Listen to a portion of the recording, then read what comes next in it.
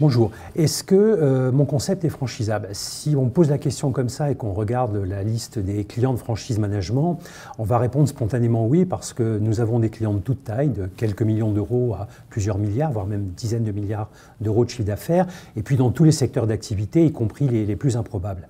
Alors on peut penser comme ça que spontanément le concept est franchisable. Après, ce qu'il va falloir regarder, c'est quelles sont les conditions pour que ça marche. Et c'est ce que je vous propose de regarder rapidement avec moi.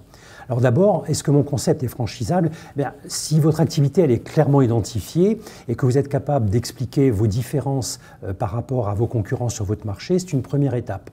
Une deuxième étape, c'est de vérifier que votre activité telle que vous voulez la franchiser, elle est profitable. Moi, j'avais envie de dire, on ne franchise pas des pertes.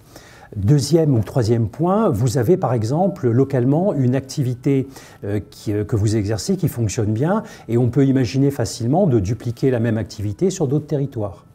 Autre possibilité encore, vous avez aujourd'hui un réseau de revendeurs multimarques qui distribue vos produits ou vos services et puis vous allez, par rapport à ces revendeurs multimarques, imaginer qu'ils ne vous donnent pas satisfaction suffisamment et donc les remplacer par un réseau de franchise. Autre situation encore, vous avez par exemple une activité web, vous êtes un pur acteur du web aujourd'hui et vous allez compléter votre magasin virtuel par un réseau de magasins physiques.